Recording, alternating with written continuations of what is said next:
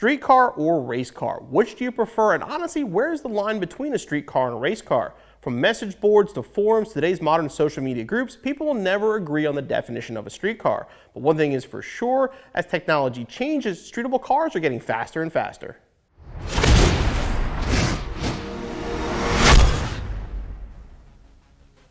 Now this is my 1996 Mustang Cobra that we call Crimpstang, and this is an example of a class-specific race car. Now this car only runs mid-10s, which by race car standards isn't very fast. But to be competitive in a class like factory stock, you have to basically build a full-out race car. So this car has manual steering, manual brakes, there's no stereo in it, all the suspension is bearings, there's no bushings. It rides terrible, the faceplated trans is absolutely awful on the street. This is not a fun car to drive on the street, but at a racetrack, it's perfectly at home. Now on the flip side, we have my 1996 Mystic Cobra, which is a perfect example of a street car.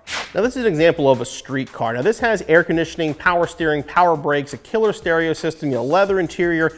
Anybody who can drive a stick shift can jump in this car and drive down the road with no instruction necessary. Now, this car has the original 1996 Cobra engine, while Crimpstang does have modern technology in the form of a Coyote engine. Now, this car needs a Pro Charger just to keep up with the power the Coyote's making. And that's where technology comes into play. With the introduction of the Coyote engine, in my opinion, it changed street cars forever. Now I mentioned the Coyote because obviously we're talking about Mustangs, but to be fair, the LS did the same thing for those guys on the other side of the fence. Modern technology makes the new cars go much faster while being able to retain a lot of the street ability. Like with the Coyote car when it came out in 2011, it's 412 horsepower. Now those cars, adding the right performance modifications to them, and you can get those cars bottom 11s and even into the 10s pretty easily. Where when these 96 Cobras were new, every bolt under the sun, and 12.0, you were lucky if you even went that fast. But that's what technology does. It makes the cars more efficient. Now we have variable cam timing and we have flex fuel options and stuff like that to really make the modern cars go a lot faster, a lot easier. Today, a 10-second car with air conditioning, power, everything is easy to do. And even plenty of those cars are even in the 9-second range. Speaking of fuels, that is something that also changed the street car versus race car world, especially when E85 came out. Now, before you had 93 octane was your street pump gas, and then beyond that, you had a heavy race leaded gas. Today, you don't need that. With E85, you can get it at a lot of pumps, and cars can make tons of power. So while there are some cars that definitely benefit from race fuel, it's not even a necessity anymore to have a single-digit car.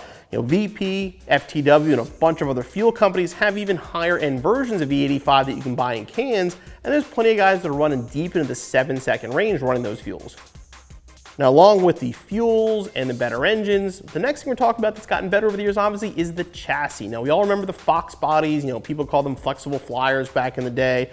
Subframes and a roll cage were a necessity if you're drag racing those cars. Today's cars, the chassis are so much better built that there's really not an issue with these cars, and while you do want to have a roll bar for safety, it's not as important as it once was to keep the car going straight. When the 2015 Mustang came out, people feared the drag racing days of this Mustang were over because of the IRS. A lot of people were afraid of that because IRS in the past and Ford really didn't go well together. But the 2015 chassis was so good that the factory IRS with the right upgrades has been good down to 1.3, 1.4 60-foot times. And by keeping the original IRS and putting a 9-inch center section, cars have gone as fast as 1/160 foots on an IRS, which is absolutely amazing. And again, these chassis are just so solid that with the right suspension, anybody can get really killer 60 foots out of a new Mustang.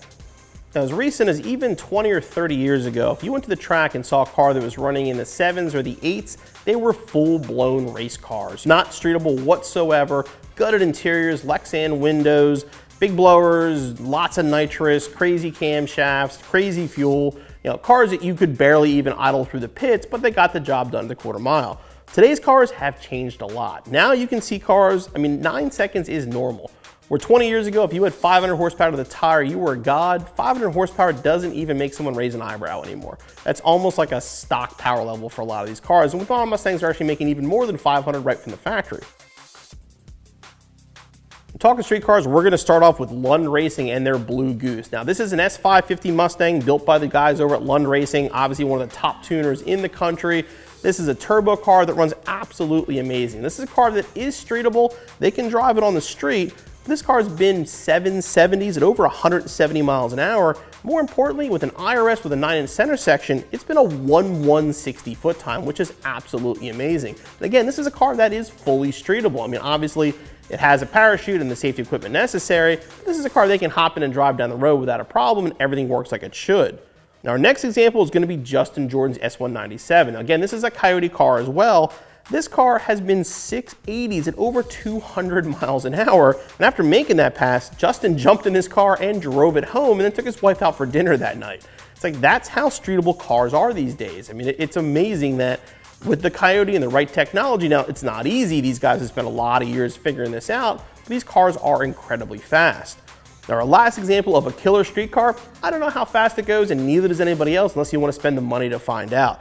This is Ghost 50 and it's owned by a racer out of Detroit, and this is a street car. It's got basically a full interior. It has the dash, console, door panels, power windows. You know, besides the steering wheel and the seat, it looks like a street car inside. But this is a very, very fast single-digit grudge car that, again, we don't know what it runs, but if you want to find out, it's going to cost you quite a bit of money, and a lot of people have on the losing side of this car. So back to what I said earlier, how do you define what a street car is? Now, in my opinion, the NMRA, the NMCA, and Hot Rod do a really, really good job of doing so. The NMRA and NMCA have their true street class, where you have to drive 30 miles, do 3 back-to-back passes to prove your car's streetability. Hot Rod takes it even further with their grueling drag week. We're actually going to be building Crimstang to run drag week this year.